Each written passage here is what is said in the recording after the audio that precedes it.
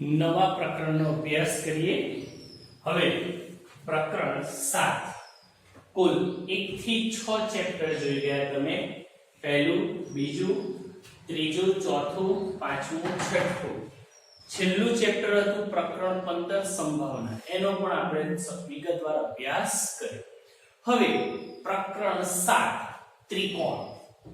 ત્રિકોણ બહુ જ ડિટેલમાં આપેલી થિયરીઓ, દરેક બાબતો બહુ અગત્યની છે। દરેક મુદ્દા થિયરીને લગતા સમજશો તો અગાઉની જેમ દાખલા પણ આપણા માટે ઉપયોગી છે। આમાં જે કોઈ પણ આકૃતિ આવે તમારે ફૂટપટ્ટી પેન્સિલનો ઉપયોગ કરીને દોરવાની, જેથી કરીને આપણું કામ વ્યવસ્થિત દેખાય। ત્રિકોણ નાના ધોરણોથી આ આકૃતિનો અભ્યાસ કરી ચૂક્યા છો, તો બે ત્રિકોણના સંદર્ભમાં કઈ બાબતો આવે, એકરૂપતા શું કહેવાય, સંગતતા શું કહેવાય, બરાબર, સમરૂપતા શું કહેવાય, એ તમામ મુદ્દાઓ આપણા પ્રકરણ 7 ત્રિકોણમાં આવશે। તો જોઈએ પહેલા એની વ્યાખ્યાથી શરૂઆત કરીએ। આપણું લેક્ચર 1 એટલે થિયરી છે, ધ્યાનમાં રાખજો। ત્રિકોણ ત્રણ પરસ્પર છેદતી રેખાઓ। ત્રિકોણ બનવા માટે કેટલી રેખાઓ જોઈશે આપણે? ત્રણ। અહીંયા રફ વર્ક કરું છું, ધ્યાન રાખજો। આ એક રેખા, આ બીજી રેખા અને ત્રીજી રેખા। ત્રણ રેખાઓ પરસ્પર છેદે, બરાબર। તો આ ત્રણ રેખાઓથી બનતી જે બંધ આકૃતિ રચાય, આ બંધ આકૃતિ જે રચે એ શેના તરીકે ઓળખાશે? ત્રિકોણ તરીકે ઓળખાય। ધ્યાન રાખજો, ફરી એકવાર 1 માર્ક્સના હેતુલક્ષી માટે પણ કામની છે। ત્રિકોણની વ્યાખ્યા શું? ત્રણ પરસ્પર છેદતી રેખાઓથી બનતી બંધ આકૃતિને ત્રિકોણ કહે છે। આ ત્રિકોણને ત્રણ બાજુઓ, ત્રણ ખૂણાઓ અને ત્રણ શિરોબિંદુઓ રહેલા હોય છે, જેને સમજવા માટે અહીંયા આપણે એક ત્રિકોણ દોર્યો છે, જોઈ લો। ત્રિકોણ છે ABC, જેના શિરોબિંદુઓ કહી શકાય। એની સમગ્ર માહિતી આપણે લખી છે। ત્રિકોણ ABC ને સંકેતમાં ત્રિકોણ ABC વડે દર્શાવાય છે, જેની ત્રણ બાજુઓ જોઈ લો, એક આ બાજુ, આ બીજી અને ત્રીજી બાજુ। ત્રણ ખૂણાઓ, 1 2 અને 3 ખૂણાઓ, અને આ જ 1 2 અને 3 એ તેના શું છે? શિરોબિંદુઓ છે। ત્રિકોણની પરિભાષામાં આ ત્રણ શબ્દો આવે, એની ત્રણ બાજુઓ, ત્રણ ખૂણાઓ અને તેના ત્રણ શિરોબિંદુઓ। ધ્યાન આપજો। રેખાખંડ AB, BC અને AC એ ત્રિકોણ ABC ની શું છે? બાજુઓ છે। ફરી એકવાર, રેખાખંડ AB, રેખાખંડ BC, રેખાખંડ AC એ ત્રિકોણ ABC ની બાજુઓ છે। ખૂણો A, ખૂણો B, ખૂણો C એ ત્રિકોણ ABC ના શું છે? ત્રણ ખૂણાઓ। ત્રિકોણ ABC ના ત્રણ ખૂણાઓ કયા? ખૂણો A, ખૂણો B અને ખૂણો C। આગળ, અને ABC એ ત્રિકોણ ABC ના ત્રણ શિરોબિંદુઓ છે। આ જ આકૃતિ છે, આપણે નામ બદલી કાઢીએ। ABC એના બદલે PQR લખીએ તો એને શેના વડે દર્શાવાય? ત્રિકોણ PQR। રેખાખંડ કયા આવશે? PQ, QR અને PR એ ત્રિકોણ ABC ની શું થશે? ત્રણ બાજુઓ। ત્રણ ખૂણાઓ કયા થશે? ખૂણો P, ખૂણો Q અને ખૂણો R।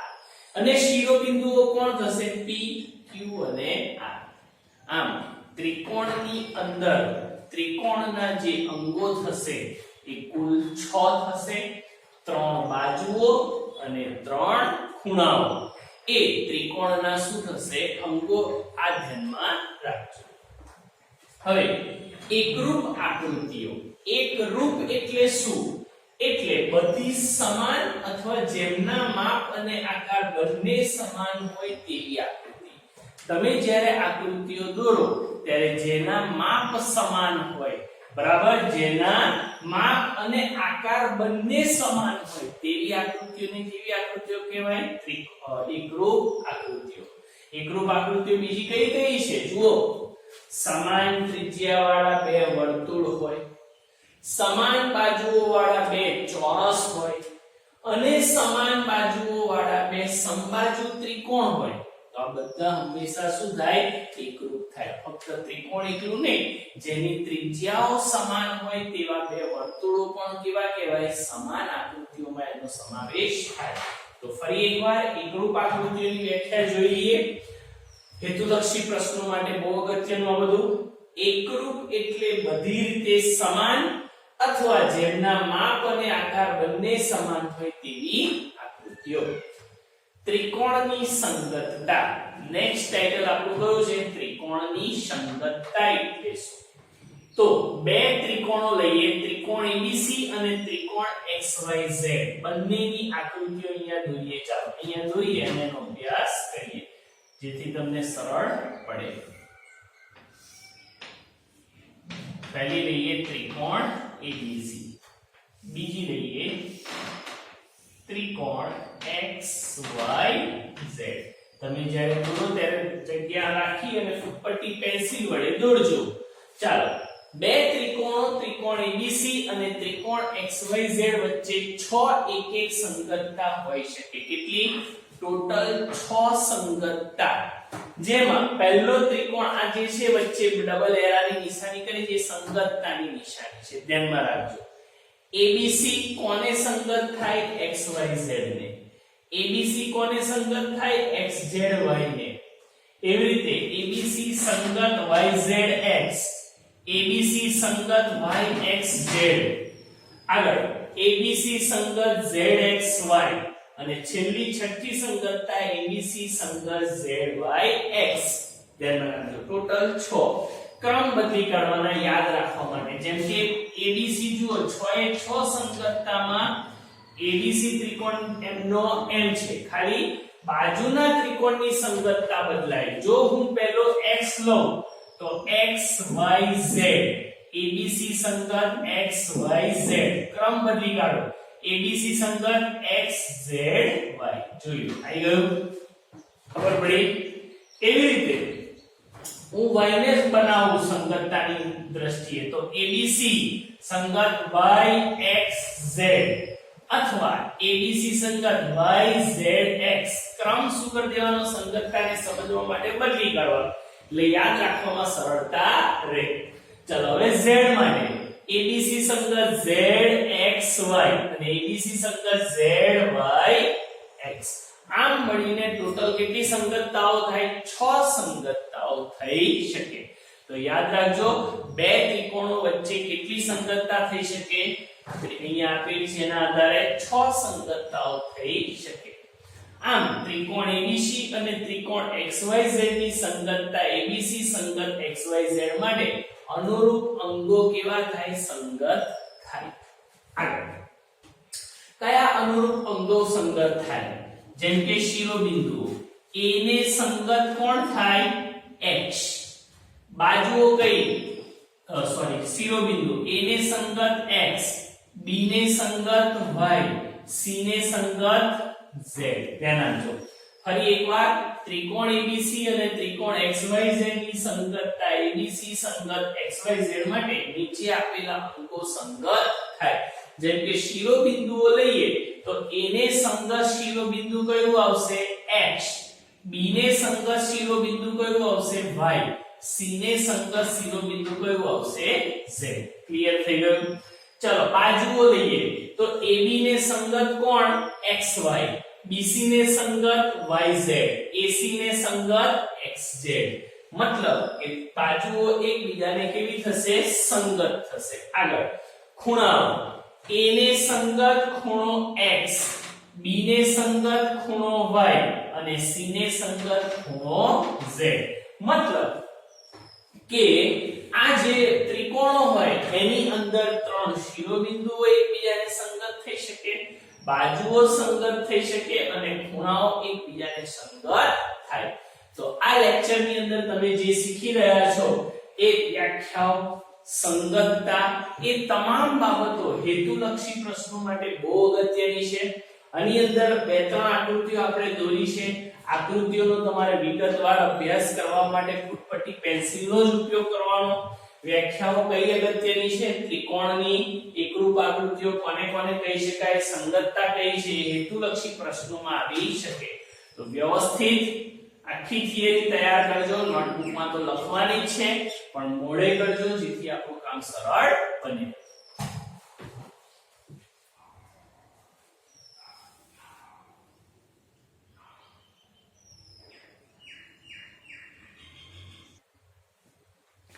નેક્સ્ટ થિયરી શીખીએ ત્રિકોણની એકરૂપતા.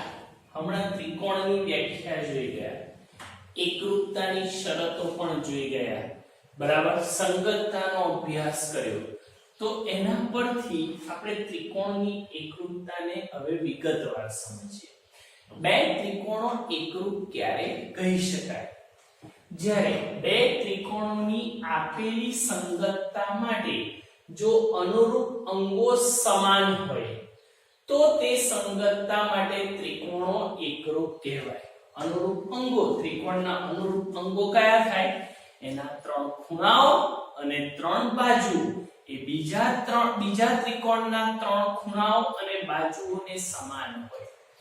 અહીંયા સમજવા માટે બે ત્રિકોણો લીધા છે. ત્રિકોણ ABC અને ત્રિકોણ XYZ ની સંગતતા ABC સંગત XYZ માટે આપણે આ સંગતતાને અનુરૂપ બે ત્રિકોણો દોરીએ. પહેલો ત્રિકોણ દોર્યો આપણે ABC અને બીજો ત્રિકોણ છે એને સંગત XYZ, એટલે A ને સંગત XYZ, B ને સંગત Y, C ને સંગત Z. આ આકૃતિઓ આપણે જોઈએ.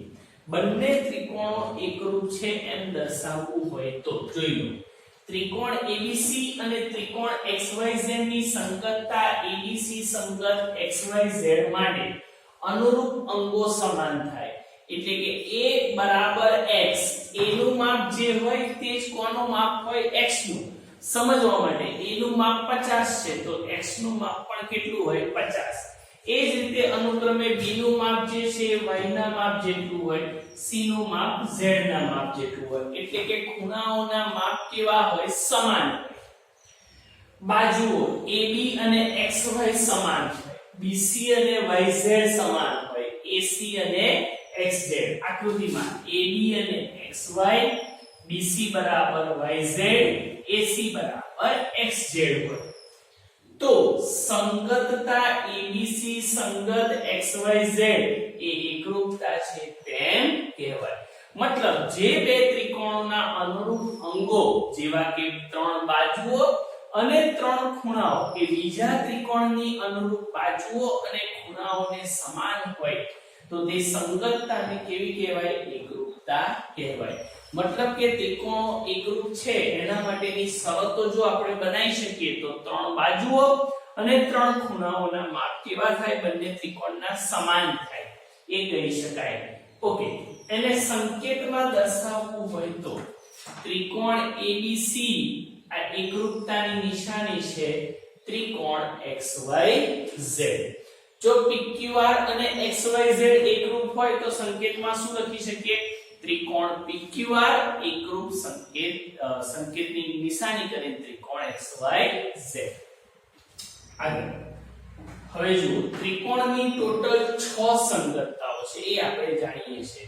ગમે તે એક સંગતતા એકરૂપ થતી હોય તો એવું નથી કે બાકીની પાંચે પાંચ સંગતતા એકરૂપ થાય. એ શક્ય નથી. એટલા વિધાન યાદ રાખજો. જો ત્રિકોણ ABC અને ત્રિકોણ XYZ ની સંગતતા ABC સંગત XYZ એકરૂપતા હોય તો જરૂરી નથી કે બાકીની પાંચ સંગતતા પણ એકરૂપતા હોય. મેં તમને પહેલા જ કહ્યું ટોટલ 6 સંગતતા હમણાં શીખ્યા. એ 6 માંથી એક ત્રિકોણ સાથે ગમે તે એક સંગતતા એકરૂપતા હોય તો એનો મતલબ એ જરૂરી નથી કે બાકીની પાંચે પાંચ પણ એકરૂપતા હોય. બરાબર? આથી ત્રિકોણની એકરૂપતા દર્શાવતી વખતે સંગતતાનો ક્રમ ચોક્કસપણે જાળવવો. જો સંગતતાનો ક્રમ જાળવવામાં ન આવે તો આકૃતિઓના નામ બદલાઈ જાય. ખ્યાલ આવ્યો? તમે અહીંયા ABC સંગત XYZ છે એના બદલે તમે ખાલી ઉલટું કરી દો YXZ તો નામ બદલાઈ જાય. અહીંયા Y થઈ જાય, અહીંયા X થઈ જાય. બંનેના સ્થાન શું થઈ જાય? બદલાઈ જાય. બરાબર? એટલે સંગતતાનો ક્રમ જાળવવો જરૂરી છે. તો આ બાબતો યાદ રાખજો. ત્રિકોણની એકરૂપતા કોને કહેવાય એ આપણે વિગતવાર સમજ્યા. ફરી એકવાર ત્રિકોણની એકરૂપતા એટલે અનુરૂપ અંગો જેવા કે 3 બાજુઓ અને 3 ખૂણાઓ એના માપ કેવા હોય? સમાન હોય. આગળ ત્રિકોણની એકરૂપતાની શરતો જે પૈકીની મોસ્ટ ટાઈમની શરત એટલે કે પૂર્વધારણા 7.1 ધ્યાનમાં રાખજો. જેને એકરૂપતાનો બાખુબા એટલે કે બાજુ ખૂણો બાજુ જેનું શોર્ટ ફોર્મ છે બાખુબા નિયમ. પહેલા નિયમ જોઈએ પછી આકૃતિ દ્વારા એને સમજીએ. જો બે ત્રિકોણો માટે એક ત્રિકોણની બે બાજુઓ અને અંતર્ગત ખૂણો એ બીજા ત્રિકોણની અનુરૂપ બાજુઓ અને અંતર્ગત ખૂણાને કેવા હોય? સમાન હોય તો તે બે ત્રિકોણો એકરૂપ થાય. ચાલો જોઈ લઈએ. બે ત્રિકોણો દોરીએ.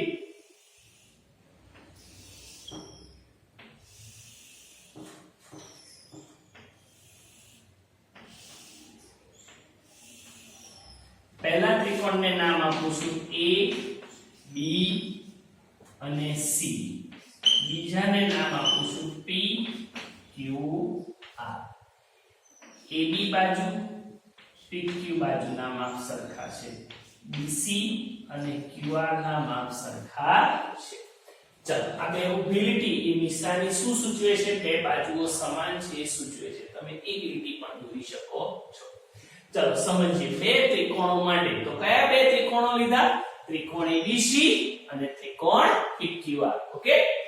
એક ત્રિકોણની બે બાજુઓ આપણી પાસે ત્રિકોણ ABC ની બે બાજુઓ અને અંતર્ગત ખૂણો એ બીજા ત્રિકોણની અનુરૂપ બાજુઓ અને અંતર્ગત ખૂણાને સમાન હોય.